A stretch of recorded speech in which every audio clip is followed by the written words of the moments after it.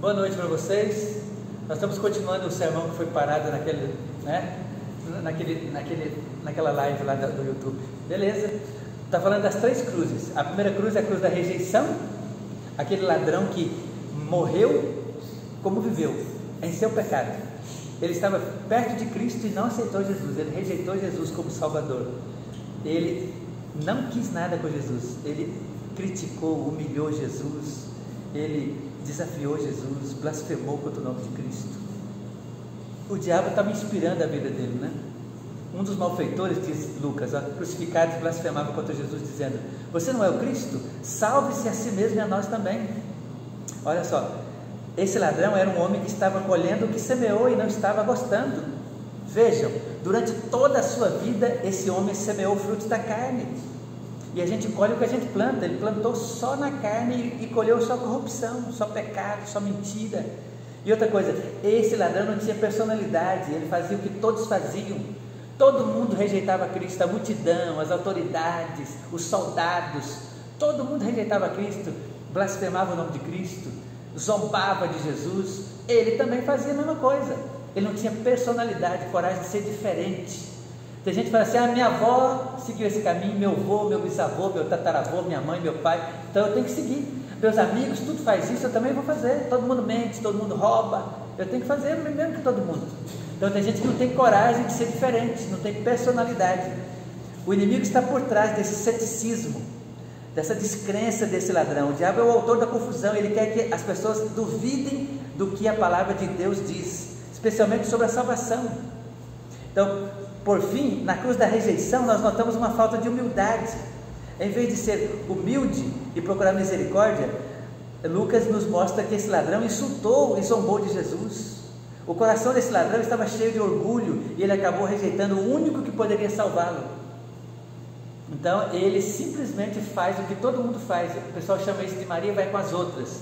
Os adolescentes têm esse problema. Eles querem fazer o que todo mundo está fazendo. Todo mundo usa droga, vou usar também. Todo mundo está tomando pinga, vou tomar também. Para não ser diferente. Marica, Maria vai com as outras, né? Aí, mulherzinhas, por que você não vai fazer isso? Porque a mamãe não deixa. Então, olha só, os adolescentes têm esse problema sério de querer seguir o que todo mundo está fazendo. Todo mundo está fumando, todo mundo usando maconha, vamos usar também, porque não pode ser diferente. Isso é um problema muito sério. Segundo, a cruz da recepção.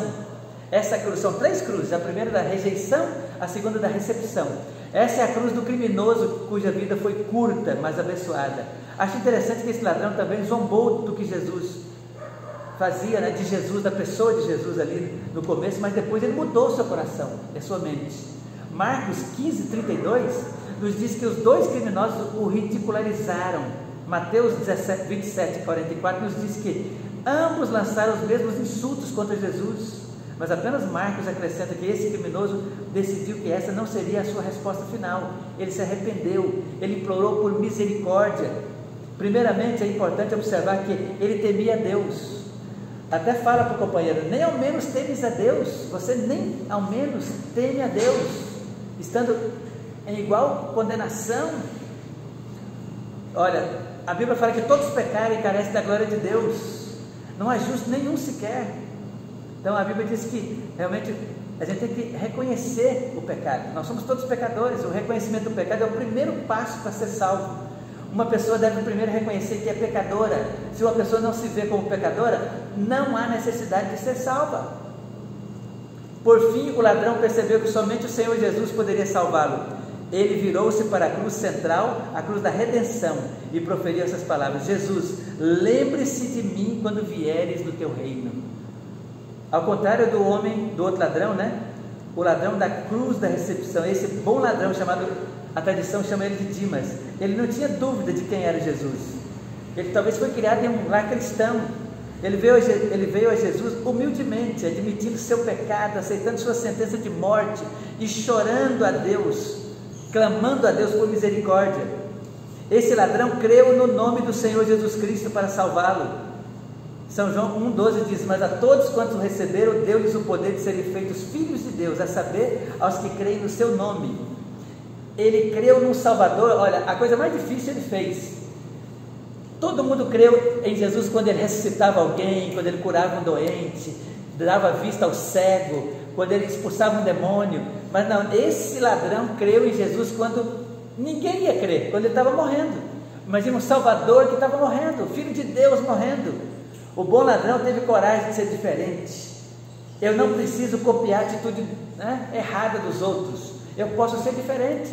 Eu tive um chamado de Deus, a minha decisão vai ser diferente dessa maioria toda aí, ó. Mais de 90% das pessoas tomam a decisão errada, e foi assim no dilúvio, foi assim em Sodoma e Gomorra, mais de 97% nesses casos aí. Então, ó, no dilúvio salvaram 8 pessoas, em Sodoma e Gomorra salvou uma pessoa, salvou Ló e as 2 meninas, mas elas se perderam. Então, salvo mesmo foi uma pessoa só em Sodoma e Gomorra. Então você percebe que a porcentagem é muito alta dos perdidos. A Bíblia fala que eles são como a areia do mar, o número dos perdidos. Não dá nem para contar direito. Então é por quê? Porque realmente a maioria esmagadora do mundo vai se perder. Mas você não precisa seguir essa maioria. Vamos seguir aqueles que querem Jesus, os que são diferentes, que têm coragem, caráter, personalidade, firmeza, fibra. É assim que Deus espera que você seja. A primeira cruz fala da rejeição. A segunda cruz fala da recepção. E a terceira cruz fala da redenção. Essa é a cruz de Jesus. Está no centro. É a maior das 3, por ser a doutrina central em todas as Escrituras. Herbert Lockyer diz: na velha cruz acidentada vemos o homem em seu pior, mas Deus em seu melhor. Esta cruz representa o amor de Deus em ação. Notemos a resposta de Jesus ao ladrão na cruz da recepção, no versículo 43. Em verdade te digo hoje, você estará comigo no paraíso. A cruz de Jesus foi uma cruz de redenção, perdão e reconciliação com Deus. A cruz de Jesus nos dá esperança e segurança, e essa verdade pode parecer estranha para nós. Como podemos encontrar esperança e segurança em um Deus que morre? Esse é o sentimento de muitos, como daquele outro ladrão, né? Você não é o Cristo? Salve-se a si mesmo e a nós também. Mas a cruz oferece esperança e segurança, porque a cruz não era a resposta final de Deus, mas sim a tumba vazia. Cristo ressuscitou, sua morte não foi definitiva, sua morte não foi um sacrifício pelo pecado, sua morte foi um sacrifício pelo pecado, um sacrifício para você e para mim. Veja o que João 10, 17, 18 diz: por isso o Pai me ama, porque eu dou a minha vida para recebê-la outra vez. Ninguém tira a minha vida, pelo contrário, eu espontaneamente a dou. Tenho autoridade para entregá-la e também para reavê-la. Este mandamento recebi de meu Pai. A cruz não é evidência de um Deus fraco, mas de um Deus forte e poderoso, e ainda assim um Deus humilde e misericordioso, e bondoso e amoroso. O amor de Deus é eterno. O amor de Deus é eterno. Então Deus é amor, mas Deus é justiça também. Como você vê a cruz? Um cartoon antigo foi encontrado em uma parede nas ruínas da antiga Roma, mostrando quão louca a mensagem cristã de salvação na cruz parecia para muitas pessoas naquela época. É uma caricatura da crucificação de Jesus, mostrando o corpo de um homem pendurado em uma cruz, mas o corpo tem a cabeça de um burro. Há também a figura de um jovem com as mãos levantadas em adoração a ele. Embaixo está a inscrição: ele adora o seu Deus. Um Deus crucificado. Não há sentido, não faz sentido, muitos podem dizer, mas a cruz é na verdade a exibição do poder de Deus. Como você vê a cruz? Conclusão: ao concluir essa noite, deixe-me perguntar: em que cruz você está? Na cruz da rejeição ou na cruz da recepção? Na cruz da aceitação ou na cruz da rejeição? Geralmente cartões de vale presente vêm com uma validade, uma data de validade. Já aconteceu comigo de deixar um cartão presente na carteira e esquecer completamente dele. Um cartão presente pode valer R$100 hoje e amanhã não valer nada, porque a data chegou hoje, aí vale até hoje, amanhã não vale mais. Você perde a oportunidade de gastá-lo e ele acaba indo para o lixo. O presente do perdão de Deus é magnífico, né? O presente do perdão de Deus que Ele nos dá é como um cartão de presente, que é mais valioso do que qualquer outra coisa que possamos imaginar. Ele pagou por esse presente com a vida de seu Filho único. Deus está estendendo esse valioso presente para nós, esperando que nós o aceitemos. Se não aceitamos e usamos, no entanto, esse presente perde o seu valor. Um cartão presente é apenas plástico, a menos que seja usado. Não espere para reivindicar o presente de Deus antes que seja tarde demais. Riquezas, títulos acadêmicos, sucesso profissional, nada pode ajudar alguém no momento da morte. Eu ouvi falar de um homem de ciência que estava andando de barco. Ele estava conversando com um homem sem instrução nenhuma, né? Ali na balsa, o homem estava conduzindo a balsa. E lhe perguntou se ele conhecia geologia. O homem simples disse, não. O homem respondeu, bem, 1/4 de sua vida se foi. Então ele perguntou se ele conhecia biologia. Mais uma vez a resposta foi, não. O homem disse, metade da sua vida se foi. Em seguida perguntou se ele conhecia zoologia. O homem respondeu, não. O homem falou, bem, 3/4 de sua vida se foram. Naquele momento uma onda atingiu o barco, jogando o homem inteligente na água, né? O homem sem instrução gritou para ele, você sabe nadar? Ele gritou, não. Ele disse, então 100% da sua vida se foi. Então, se você nunca esteve no Calvário, nem conheceu Jesus como seu Salvador, sua vida está se esvaindo, e a menos que você venha a Jesus, perderá sua vida para sempre. Hoje é o dia da decisão. Deuteronômio 30, 19 e 20 diz, hoje invoco os céus e a terra como testemunhas contra vocês, de que coloquei diante de vocês a vida e a morte, a bênção e a maldição.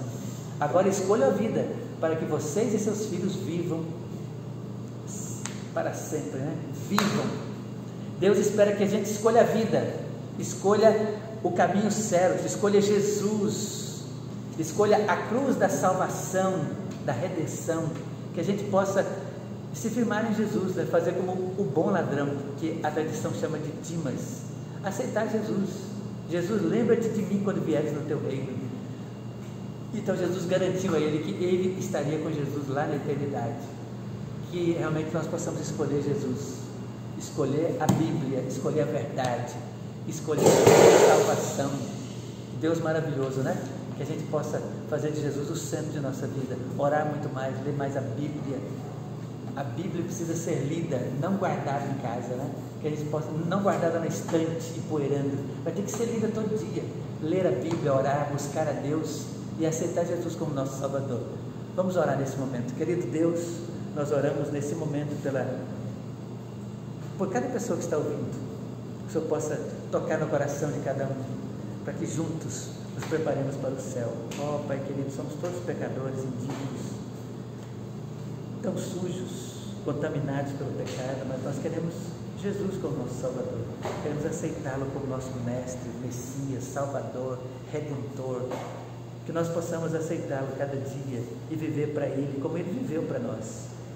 Se a gente conseguir viver pelo menos a metade, 1/3, 1/1000 do que Ele fez por nós, viver um pouquinho para Ele, Ele viveu toda a sua vida em função dos seres humanos, que possamos viver para Ele, que possamos nos entregar a esse Jesus maravilhoso.